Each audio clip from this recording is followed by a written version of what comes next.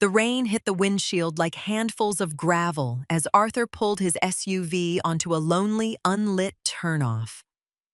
We were exactly 98 miles from home. In the passenger seat, my daughter-in-law Brenda turned around, her lips curled into a satisfied smirk. She had been waiting for this exact moment all evening.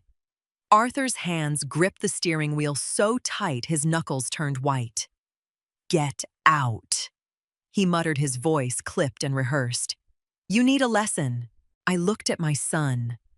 The boy I had raised, the one I had worked double shifts to put through college, was gone. In his place sat a stranger, eager to prove his dominance by discarding his own mother on a dark road. Brenda leaned toward him, whispering something triumphant. I did not argue. I did not plead or shed a single tear. I simply unbuckled my seatbelt, opened the door, and stepped out into the freezing downpour. The gravel crunched under my boots. Before I could even close the door completely, Arthur slammed his foot on the gas. The engine roared and the taillights bled red into the gathering mist as they disappeared down the curving road. They expected me to panic. They expected me to call them, begging for forgiveness, agreeing to sign over the deed to my house just so they would come back. Instead, I stood completely still, letting the rain wash over my coat. I checked my watch. 2 minutes later, headlights cut through the darkness from behind the shell of an abandoned diner. A black truck rolled forward with steady confidence, stopping inches from where I stood. The door opened and Vance stepped out. Broad-shouldered, sharp-eyed, and wearing a dark jacket, my personal bodyguard held an umbrella over my head. "Right on time," I noted. "I told you they'd do something stupid," Sylvia Vance replied, opening the passenger door for me. I climbed inside, the warm air of the truck instantly soothing my chilled skin. Arthur thought he had left me powerless in the middle of nowhere. He had no idea this was exactly what I needed him to do. Vance drove us down the mountain in silence, his wipers cutting rhythmically across the windshield. I pressed my damp coat against the leather seat and let the hum of the truck steady my breathing. There was no sadness left in me, only a cold, sharp clarity. For the past 6 months, Arthur and Brenda had slowly taken over my life. They moved into my 4-bedroom home under the guise of helping me after I had a mild flu. Soon, Brenda was redecorating my living room, throwing away my husband's old armchairs, and acting like the lady of the house. Arthur let her do it. Whenever I set a boundary, he accused me of being ungrateful. Last week, I found a real estate flyer on the kitchen counter. They were planning to sell my home and move us into a smaller condo where they would control the finances. They needed my signature. When I refused tonight at dinner, Brenda threw a fit, and Arthur decided a long drive to clear my head was necessary. "Did you get the text from the locksmith?" I asked, breaking the silence. Vance nodded, keeping his eyes on the road. "He finished 30 minutes ago. The new locks are installed. Smart locks, just like you wanted. Passcode entry only. Your son's old keys are useless." A faint smile touched my lips. They thought I was a fragile old woman who didn't understand modern technology. But I had hired Vance 3 weeks ago when I noticed Brenda snooping through my mail. Vance ran a private security firm in the city, and paying for his services was the best investment I had ever made. They stopped at that fancy steakhouse near the highway. Vance added, tapping the screen on his dashboard. I put a tracker on the SUV. "They're celebrating. Let them enjoy their meal," I murmured, watching the highway lines blur past. It's the last one they're having on my dime. By the time we reached my neighborhood, the rain had stopped. My house stood tall and quiet at the end of the cul-de-sac. It was time to clean house. The front door clicked open flawlessly when I punched in the new 4-digit code. The house smelled like Brenda's expensive vanilla perfume, a scent I had grown to detest. I turned on the hallway lights. "We have about an hour before they finish dessert and drive back," I instructed, pulling a stack of heavy-duty garbage bags from the pantry. "Start in the guest room."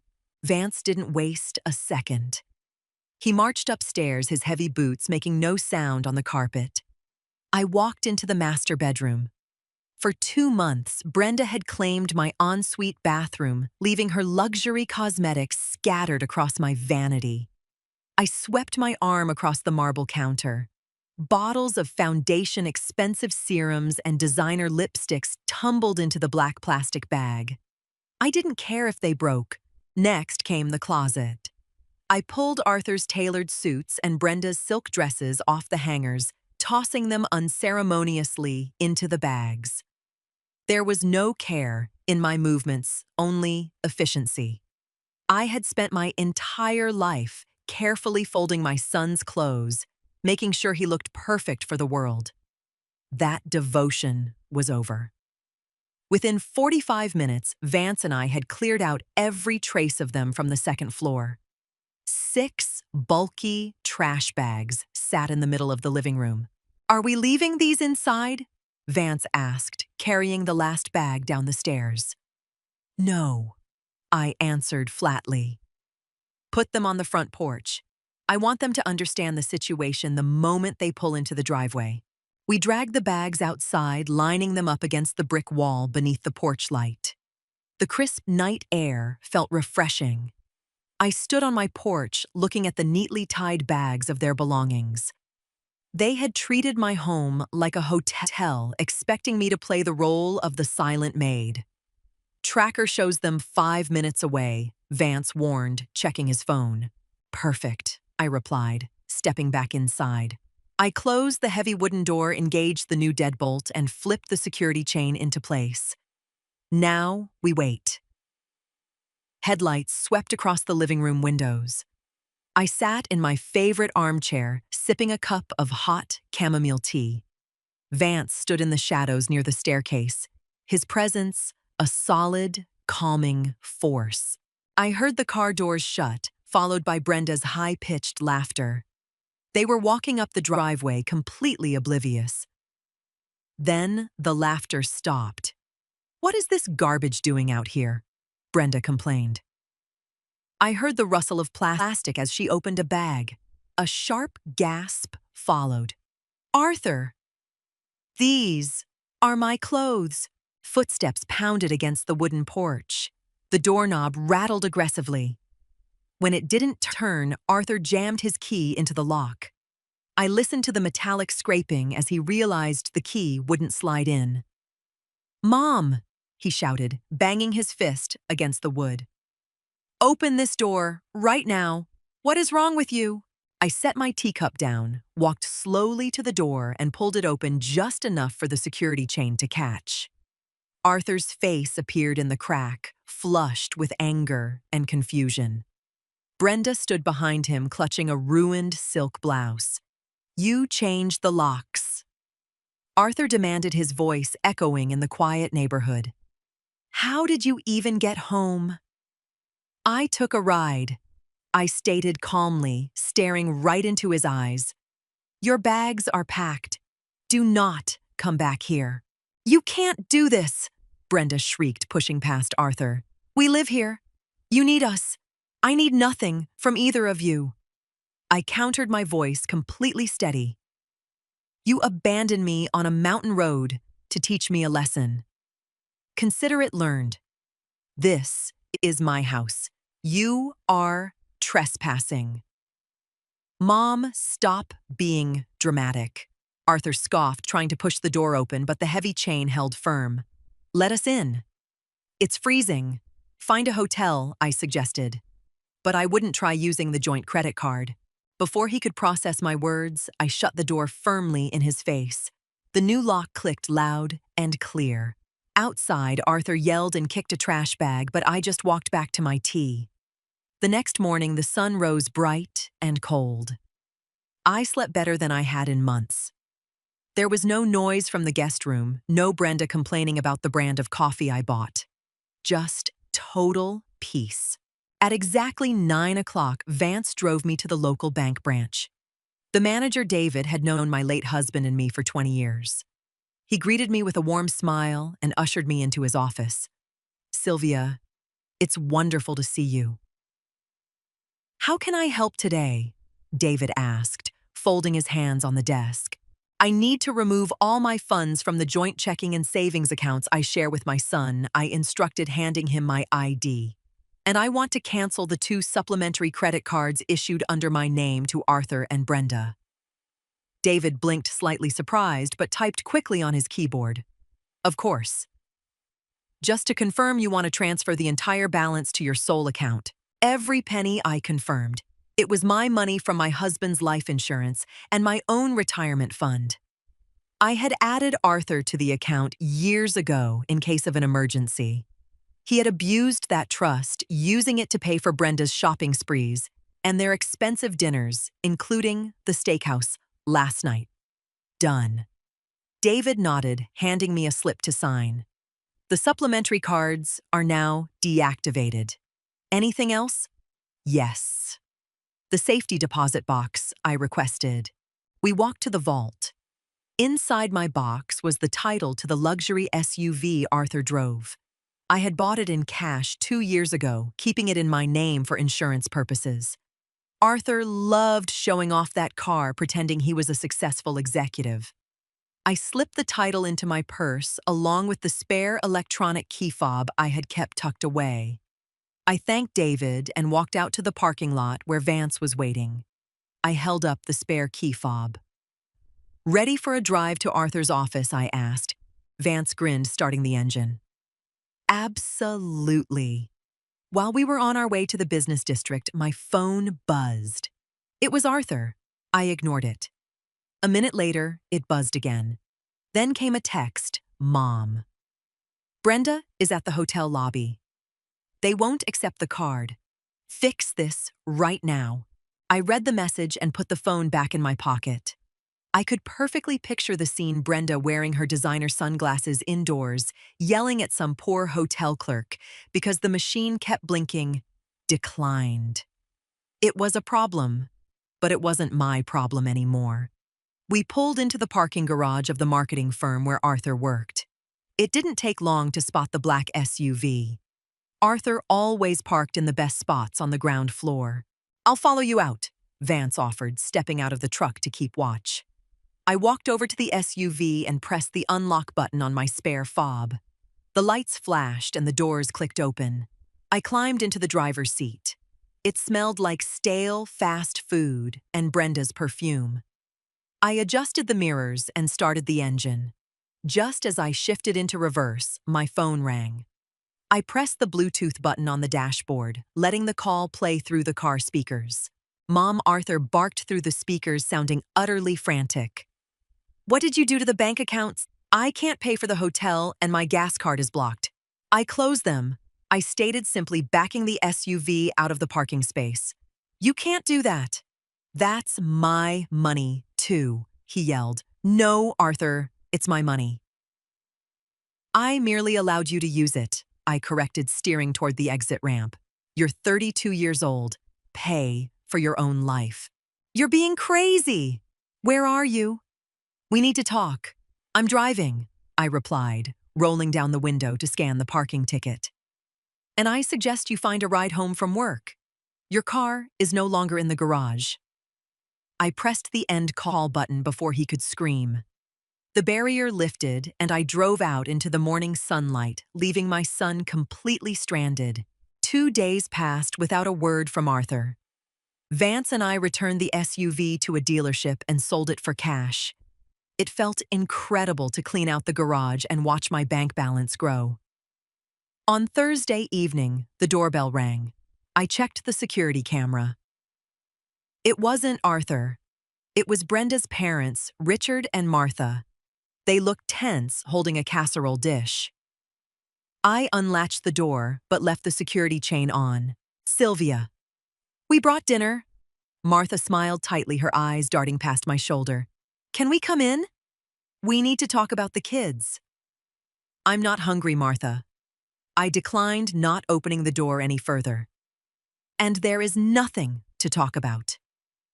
Richard puffed his chest out. Now listen here, Sylvia. Throwing your own son out on the street, taking his car. That's not how family behaves. Brenda is terrified. Brenda is terrified because she has to pay her own bills, I countered sharply. Did they tell you they abandoned me on a mountain road in a thunderstorm? Or did they leave that part out of their sad story? Martha's smile faltered. She glanced at Richard. Clearly, they hadn't heard that detail. They just need a little help, Richard muttered, losing his confident edge. They're staying in a terrible motel. Then they can move in with you, I suggested. But since you're here acting as messengers, pass this along. The mountain cabin we used for summer vacations. I sold it this morning to a lovely retired couple. Tell Arthur not to bother driving up there this weekend. Martha gasped, almost dropping the casserole. You sold the family cabin. But Arthur loves that place. It was my cabin. And my name was on the deed, I corrected firmly. Good night, Richard. Good night, Martha. I closed the door gently and slid the deadbolt locked. I walked back to my living room feeling lighter than I had in years. The house was quiet, secure, and entirely mine. They were finally realizing they had no power over me. A week later, the autumn air turned crisp. I had reclaimed my sewing room, transforming it from Brenda's chaotic storage closet back into a peaceful sanctuary. I spent my mornings quilting and my afternoons enjoying tea on the porch. Vance still dropped by twice a week. He wasn't just a bodyguard anymore. He had become a reliable friend. He helped me set up a new security system and taught me how to monitor the cameras from my iPad.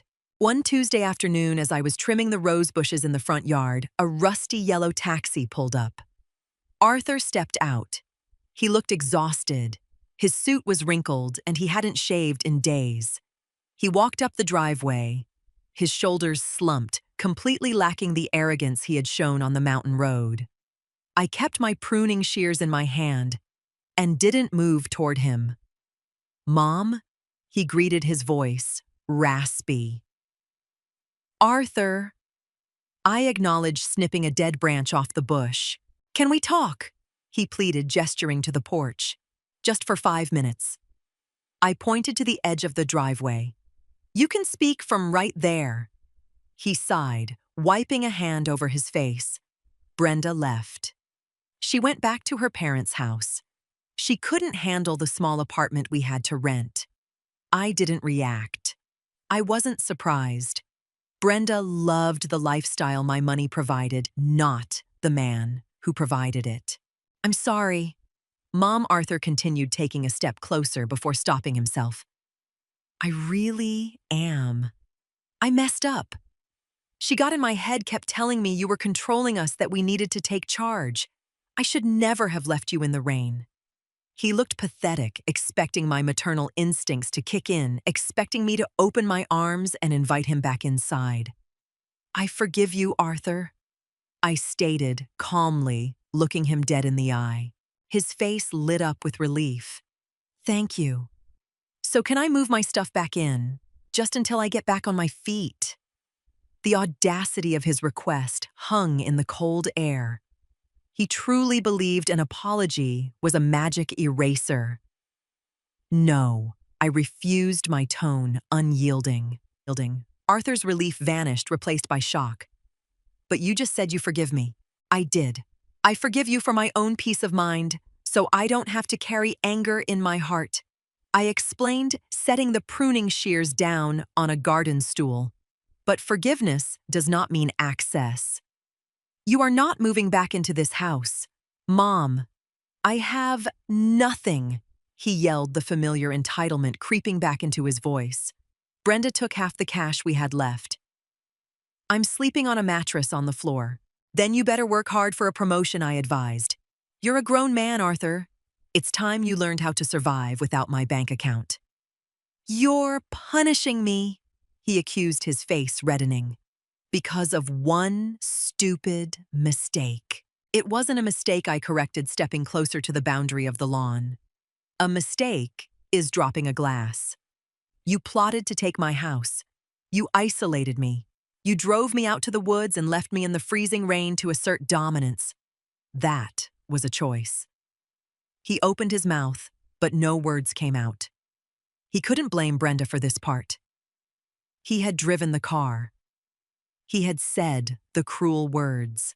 "I love you, Arthur, but I will not be your safety net anymore," I finished. "Do not come back here uninvited." I turned my back on him and walked up the steps to my porch. I didn't look back as I went inside and locked the door. A moment later, I heard the crunch of gravel as he walked away, followed by the sound of the taxi pulling out of the cul-de-sac. The cord was finally cut. 6 months passed, bringing the warmth of spring to the neighborhood.